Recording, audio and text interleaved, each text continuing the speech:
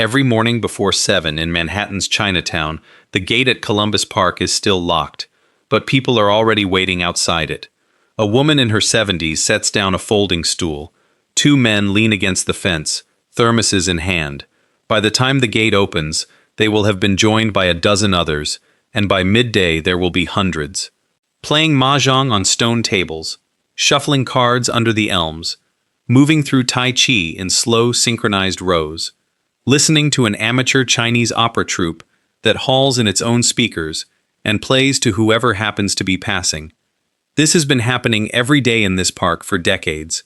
The elderly come and they stay until dusk. They play chess with such intensity that crowds gather to referee. During the 2002 blackout, the most committed players stayed all night and played by candlelight. But something is different now about Columbus Park. Something you wouldn't notice unless you ask the players where they live.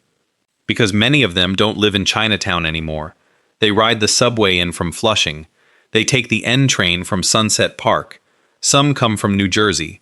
They return to this park every day because it is the last place where their community physically gathers, the last square of Manhattan that still feels like the neighborhood they built. They commute to their own backyard.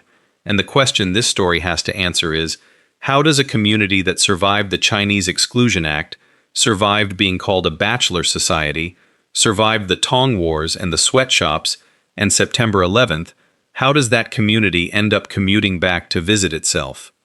The answer takes 150 years to tell, and it starts not with Chinese immigrants, but with Irish ones. Before Chinatown was Chinatown, it was 5 Points, one of the most notorious slums in the history of New York. Mott Street, Pell Street, Doyers Street, the three streets that would become the nerve center of Chinese America, were first walked by Irish dock workers, Italian fruit sellers, Jewish tailors. Mulberry Street, which runs parallel to Mott just a block west, was part of that same dense immigrant grid. The tenements that Chinese immigrants moved into had already housed 3 generations of somebody else's poverty. The first Chinese settlers arrived in Lower Manhattan in the 1870s. They were mostly men from Taishan in Guangdong province, drifting east after the California gold rush collapsed and the Transcontinental Railroad was finished. No work left in the American West, and plenty of hostility. In New York, they found a few blocks where the rent was low and the questions were few. By 1880, the New York Times used the phrase Chinatown for the first time and called it a nuisance. 2 years later, the United States Congress made its position official. The Chinese Exclusion Act of 1882, signed by President Chester Arthur, was the first and only peacetime federal law in American history to ban immigration based solely on nationality. It barred Chinese laborers from entering the country. It denied naturalization to any Chinese person already here, and most critically, most destructively, it prohibited the wives and children of Chinese laborers from joining their husbands. The consequences of that single provision shaped everything that Chinatown would become. In 1900, upwards of 7,000 Chinese lived in Manhattan. 40 to 150 of them were women. The gender ratio in some Chinatown communities reached 27 men to every 1 woman. This was not a neighborhood, it was a barracks. Historians call it the Bachelor Society, a world of men living 5, 10, 15 to a room in subdivided tenement apartments, working in laundries and cigar shops, eating in communal kitchens, sending what money they could back to families in Guangdong province that they would likely never see again. And into that vacuum, that distorted social landscape where normal family life was impossible by federal design, moved the Tongs. The Tongs were fraternal organizations, mutual aid societies rooted in Chinese tradition. But in the Bachelor Society, some of them became power brokers, controlling gambling, debt enforcement, political patronage, and the vice economy that inevitably grew in a neighborhood of lonely men with no families. The two most powerful, the On Leong Tong and the Hip Sing Tong, fought for territory across the blocks around Mott, Pell, and Doyer Street. Doyer Street earned the nickname that still clings to it, the Bloody Angle. The street is only 200 feet long, but it bends sharply near its junction with Chatham Square and the Bowery, and that blind corner made it a natural ambush point. Herbert Asbury, in his 1928 book The Gangs of New York, described tong killers lying in wait around the bend with hatchets sharpened to a razor's edge. Asbury was prone to melodrama, and historians treat his accounts as more salacious than strictly accurate, but the violence was real enough. In 1905, the Hip Sing Tong attacked An Leong members inside the Chinese Theater on Doyer Street. In 1909, the murder of a woman named Bo Kum, a former trafficking victim who had been sold between members of both Tongs, sparked a wave of killings that claimed over 50 lives. It is important to say clearly what generated this violence. The Exclusion Act created the conditions: a neighborhood of men without families, without legal status, without access to the courts or the police, without any route to citizenship. That neighborhood was going to develop its own systems of order and enforcement. The Tongs were a symptom. The federal government was the cause. And yet Chinatown survived. That is the part of this story that matters more than any Tong war, and it is the part that is hardest to explain to people who only know Chinatown as a tourist stop. The neighborhood was almost entirely self-governing. The Chinese Consolidated Benevolent Association managed disputes, arranged funerals, opened businesses, and provided the social safety net that American institutions refused to extend. The Chinese Staff and Workers Association, which would later become one of the most important labor organizations in the neighborhood, has roots in this same tradition of internal mutual aid. Underground networks helped undocumented workers find jobs without ever leaving the few blocks they called home. The barbershops on Doyer Street, some of which still operate today, were not just haircut shops. They were social clubs for men living without families, places to read a Chinese-language newspaper, hear news from home, sit among people who spoke your dialect. The Exclusion Act was repealed during World War II. It had become politically untenable to maintain a racist immigration ban against a wartime ally, but the Magnuson Act of 1943 allowed only a token quota of 105 Chinese immigrants per year, and restrictions on property and business ownership lingered. Real change waited until 1965. On October 3rd of that year, President Lyndon Johnson stood at the foot of the Statue of Liberty and signed the Hart-Celler Immigration and Nationality Act, abolishing the national origin quota system that had governed American immigration since the 1920s. Johnson said the bill was not a revolutionary bill and predicted it would not affect the lives of millions. He could not have been more wrong. The Hart-Celler Act opened the door to family reunification, and through that door walked the women. After 1965, Chinese immigration to New York surged. For the first time in Chinatown's history, women arrived in large numbers, wives joining husbands, mothers bringing children, young women coming alone. They needed work. And the garment industry, which had been drifting back downtown from the Midtown Garment District to lower-cost lofts and storefronts, was waiting. In 1963, approximately 50 garment factories operated in Chinatown, employing about 2,000 workers. By the early 1980s, there were 500. 20,000 workers sat at sewing machines in industrial lofts within walking distance of their apartments, producing between $150 and $200 million in annual merchandise. 80% of them were women. The garment industry was the economic spine of everything. The women walked to work. They earned piece rates, paid per garment rather than per hour, which meant they could leave to pick up their children from school and come back in the evening to finish. A sociologist named Margaret Chin, whose own mother and aunts sewed in those factories, documented what the workers called this arrangement. One woman told her, "This job is for mommies." The factories supported an entire adjacent economy: grocery stores, bakeries, hair salons, childcare providers, noodle shops, all of them fed by the garment workers' wages and foot traffic. You could be born in Chinatown, attend school in Chinatown, eat 3 meals a day in Chinatown, work in Chinatown, worship in Chinatown, and grow old in Chinatown without speaking a word of English. For decades, tens of thousands of people did exactly that, and the community was fighting for its physical future as well. In 1975, residents organized against city plans that threatened to demolish blocks of affordable housing.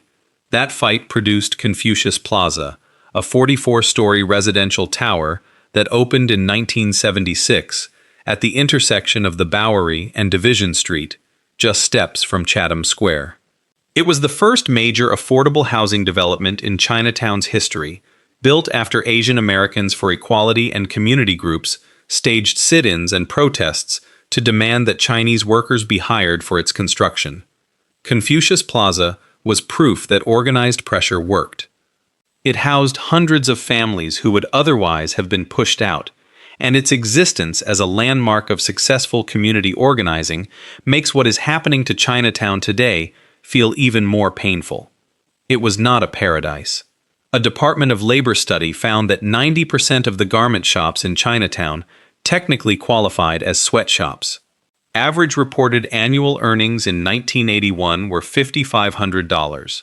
The hours were long, the buildings were old, the ventilation was poor, but the women who worked in those factories did not use the word sweatshop. They valued the flexibility, the proximity to home, the fact that they worked alongside people who spoke their language and understood their lives, and they were willing to fight for it. On June 24, 1982, 20,000 Chinese garment workers, almost entirely women, marched through the center of Chinatown to Columbus Park. They wore union hats and carried picket signs demanding that their employers sign the renewed Ilgu Local 2325 contract. The Chinese Garment Manufacturers Association had twice voted to reject the contract.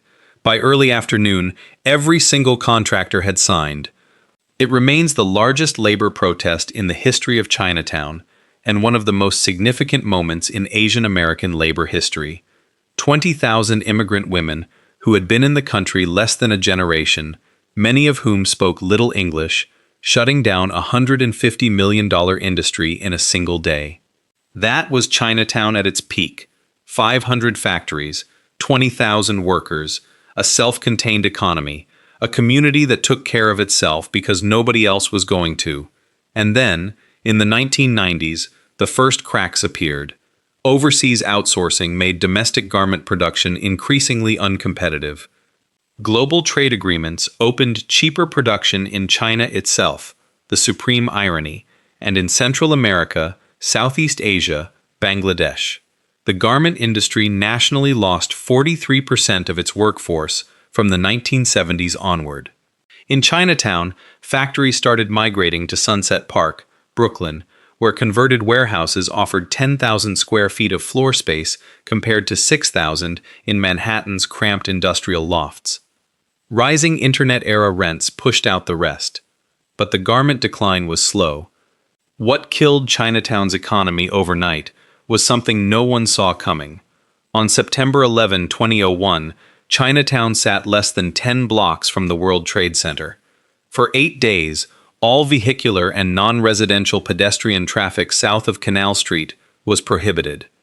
Some subway lines bypassed Chinatown stations for 6 weeks. Phone service was disrupted for up to 3 months. The neighborhood was physically cut off from the rest of New York City. Within 2 weeks, approximately 75% of Chinatown's workforce, nearly 25,000 people, lost their jobs. A survey of 350 businesses found revenue declines of 30 to 70%. 60% of businesses had already reduced staff. Lines for financial assistance stretched through the neighborhood, with hundreds of people waiting for aid that in many cases never arrived. In the first 3 months, 40 garment factories closed. 25 more followed within the year, 65 closures total. Before September 11th, garment workers had earned a combined $3.5 million in weekly wages. 1 year later, that figure had fallen to $2.5 million.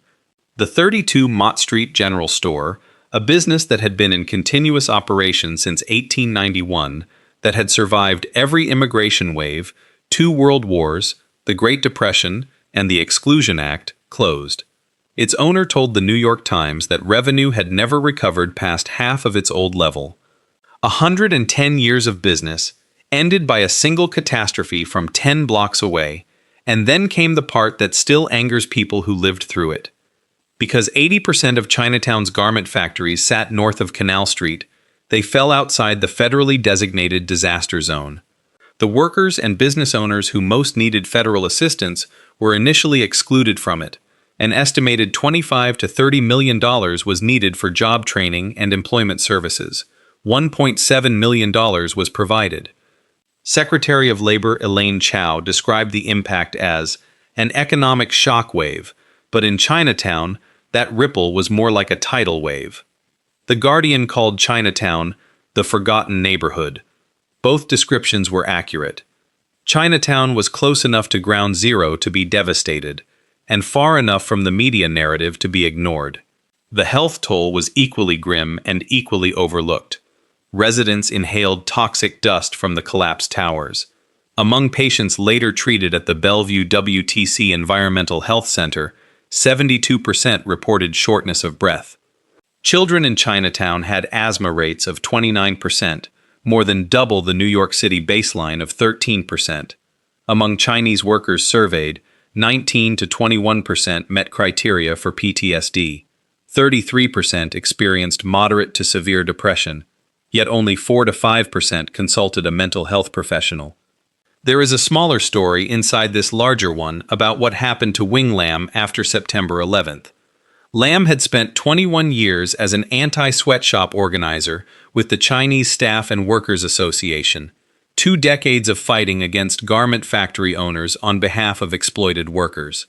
After the attacks, with half of Chinatown's 12,000 remaining garment workers unemployed in the first week and business down at least 20% sector-wide, Lam found himself doing something he never expected. He was calling landlords on behalf of a garment factory owner, asking them to stop harassing their tenant so the shop could stay open. The man who had fought sweatshops for a generation was now fighting to keep them alive, because the sweatshop was the only employer who was going to hire the immigrant women standing in line outside his office. That reversal contains the entire tragedy of post-9/11 Chinatown. The garment industry never came back. The production orders that moved overseas after September 11th did not return. The factories that closed did not reopen. Today, large-scale garment manufacturing in Chinatown is gone. A few remaining factories rent out corners to small designers. The buildings that once held 500 sewing machines now hold yoga studios and co-working spaces and the kinds of restaurants where the menu is in English and the prices are not meant for garment workers. And here is where Chinatown's story parts from the stories of most vanishing American neighborhoods. Most places decline because people leave and nobody replaces them. Chinatown is declining because people leave and being replaced by a different population at a different income level with a different relationship to the neighborhood. The numbers are precise. According to the Asian American Legal Defense and Education Fund's Mapping Chinatown report, published in December 2025, the number of Asian or Pacific Island residents in Manhattan's Chinatown dropped from approximately 52,000 in 2010 to 41,000 by 2022, a decline of more than 20%. Over the same period, the number of white residents increased from 23,000 to 31,000. Now put that next to one other figure. During that same decade, Manhattan's overall Asian population increased by 23%. Chinese New Yorkers were not leaving the city. They were leaving this neighborhood. Where did they go?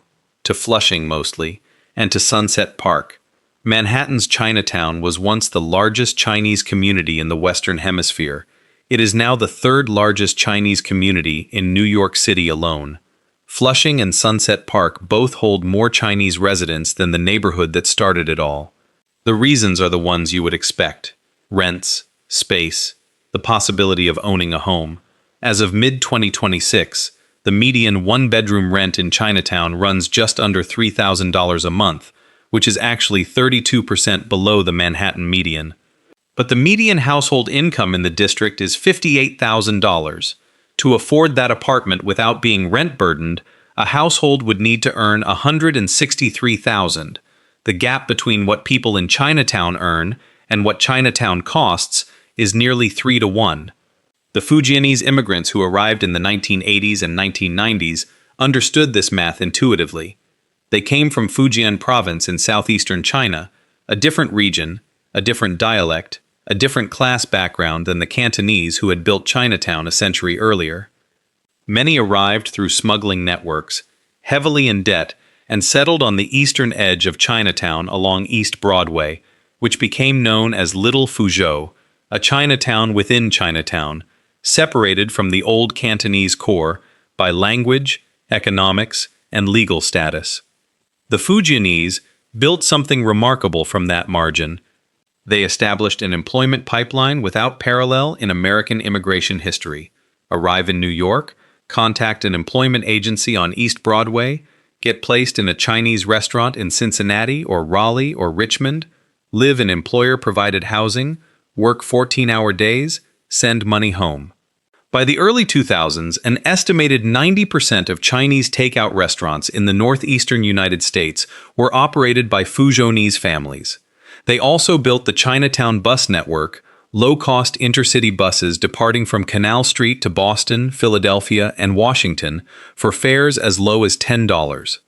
It was an informal transportation system born from immigrant necessity that became a nationwide model for budget travel before Megabus was a brand name. But the Fujianese pipeline also carried people outward. New arrivals increasingly went straight to Sunset Park, where apartments were larger and rents were lower, connected to Canal Street by a single subway line. East Broadway remains the organizational hub, but the families are in Brooklyn. Meanwhile, the old Cantonese core of Chinatown is changing in ways visible on every block. The family-owned rice shops and noodle stores are being replaced. Fong In 2, a family-run noodle and rice store, sold for $2.7 million and gave way to what one writer described as a new breed of uptown-style restaurants where few Chinese faces are seen. In 2021, Jing Fong, the cavernous banquet hall on Elizabeth Street that had fed Chinatown families for over 4 decades, closed its doors after its landlord tripled the rent. Jing Fong had seated 800 people at a time. Its closure became a symbol of what displacement actually looks like at human scale. Boba shops and hot pot restaurants catering to a broader clientele have arrived. Not bad businesses, but businesses that serve a different customer at a different price point. The banquet halls are disappearing. This matters more than it sounds. In Chinatown, the banquet hall was not just a restaurant. It was the social infrastructure for an elderly population. Wedding receptions, funeral dinners, birthday gatherings, community meetings. As business shifted to takeout and delivery, those spaces closed, and with them went the last indoor public spaces where older residents could gather. Which brings us back to Columbus Park. The park was created in the 1890s on the site of the Mulberry Bend slums, after photojournalist Jacob Riis campaigned for its demolition. It sits at the edge of Chatham Square, where the Bowery meets Park Row and Worth Street, and has been Chinatown's communal backyard for more than a century. The New York Times once called it exactly that. And it is still full of life. Mahjong and Tai Chi at dawn, basketball at noon, Chinese opera on weekends, fortune tellers and erhu musicians in the afternoon. But the community using the park has uncoupled from the community living around the park. The players commute in, the neighborhood commutes out. The park holds the memory of a community that increasingly exists elsewhere. And now one more thing is being built in Chinatown that nobody in Chinatown asked for. As part of the city's plan to close the Rikers Island jail complex, the de Blasio administration proposed replacing the Manhattan Detention Center, known as the Tombs, with a new borough-based jail. The proposed facility would rise approximately 300 feet, roughly 40 stories, making it one of the tallest jails in the world. It would sit in the middle of Chinatown. The community board voted against it.